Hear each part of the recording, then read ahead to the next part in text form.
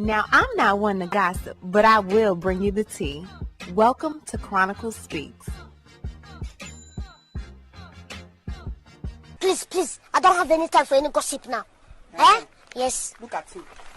So I actually struggled with wanting to report on this story just for the simple fact that it has something to do with kids and the way the case was handled. However, if we don't talk about it, we'll never know, right? So let's talk about it. 50-year-old Shanteari Weems is currently behind bars for the next 4 years of her life for successfully taking 2 shots at her husband. So in your mind, you say, okay, she took 2 shots at her husband and she hit him.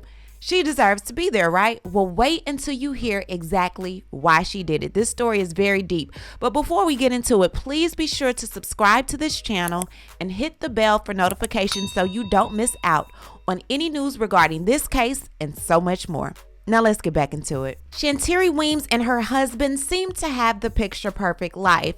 Her husband was an ex-police officer and Shanteari was a correctional officer for over 11 years. While working her job as a correctional officer, Shanteari became tired of seeing each time a person come in, they were getting younger and younger and she just couldn't take it anymore. So she decided to quit, but she wanted to do something for the community. She made it her mission to keep children out of the criminal system. So she wanted to open a daycare and not just do this by herself. She has a husband that was an ex-police officer. So she's seeing the people coming in becoming younger and younger because she's a correctional officer, but he's actually bringing these people in because he was a police officer. So they decided to go on this crusade together to save these children. So Shanteari opened Kids Castle Child Development Center, where her approach was to build kids for them to be better people with a structured staff, love, and good character.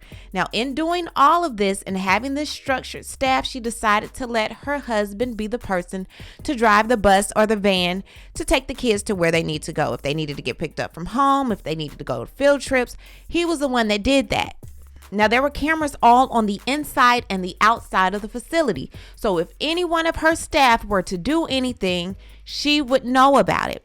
Guess where the one place was where there was not any cameras?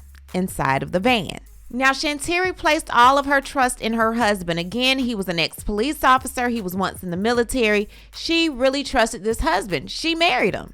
She thought these kids would be safe.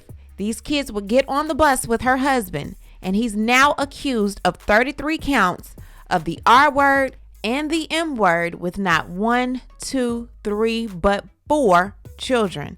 2 boys, 2 girls, age 9, 10, and 11 years old. Now, before knowing these acts that her husband committed against these children, Shanteari was told by police that the daycare was under investigation due to the R word and the M word, but they were very vague with who the culprit was. She mentioned it to her husband, asking if he knew anything about it. He didn't know what she was speaking of. And guess what? She trusted him. Now, she checked the cameras inside the property. She checked the cameras outside the property. She was baffled at this point. Who would do this to these children? She didn't think about the van because, again, this is my husband. This is a man I trust. And again, there were no cameras in the van. That was until she was approached by the mother of one of the children in the parking lot. And from that moment on, her life would forever be changed. She looked into that mother's eyes and she knew that the mother was telling the truth about what Shanteari's husband had been doing to her son. This is a child that Shanteari has had since a young age. She saw the hurt, the terror, the fear in this mother's face, and at that moment, she knew her husband had been lying to her. She felt betrayed. She's feeling she let these children down, and she knew she had to do something. She spoke to the Baltimore County Police Department, and they told her, "We're investigating it."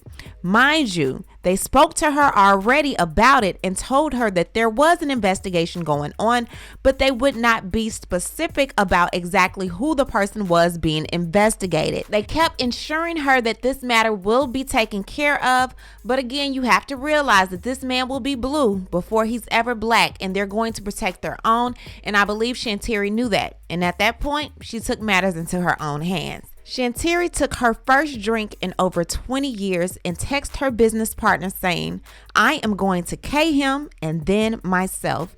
She drove to what used to be the Mandarin Oriental Hotel, where her husband James had been working security at a conference. Now, with him doing security, she already knew that he would be loaded with the gun. She wanted to make sure that she had one on her as well, because she did not know how this night would end up. Now, according to prosecutors, she had an informal will and a notebook detailing her plans to shoot her husband. Now, in her notebook, she stated that she planned to paralyze him and not take his life. In essence, she wanted to make sure that he was around to pay for his acts, because death was all too easy. And she wanted to make it hard for him to ever take advantage of a kid ever again in his life. Now, again, you write that plan up. You have a plan of how things are going to go, but you never know how things are going to go until you get there. So she got there. She confronted him. She said an argument ensued. He had things to say. She had things to say. Regardless of what happened, she said that he decided to charge after her. And at that moment, she did not know what to do but to protect herself. She shot him in the neck, and then she shot him in the leg. Now, of course, people in the hotel heard the gunshots and they called the police. Now, once the police arrived to the door, they were trying to open the door. Miss Shanteari would not open the door.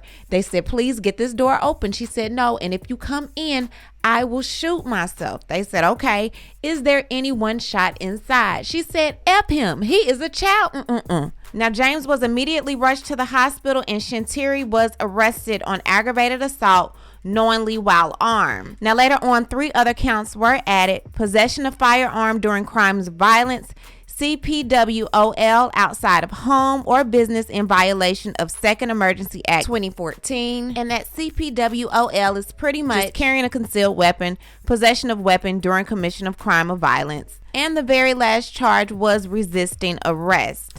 Now, James went from being this military vet to decorated police officer to convict now. He's awaiting trial, which will be starting very soon. Now, as far as Shanteari goes, Shanteari was offered a plea deal and she took it. The prosecution offered her 2 years and they would take away 2 of the 4 charges. The 2 charges that they kept was the CPWOL outside of home or business in violation of the Second Emergency Act of 2014. And the next charge was aggravated assault knowingly while armed. Now, because Shanteari did take the plea and she is also agreeing to help prosecution in her husband's case and also said that she will be a witness in her husband's case, the prosecution for this case did say that they would want her to have 2 years. The judge said no, because Shanteari decided to take the law into her own hands, according to the judge, and did not allow the law to fight for her in capturing her husband and doing the investigations that they were supposed to do.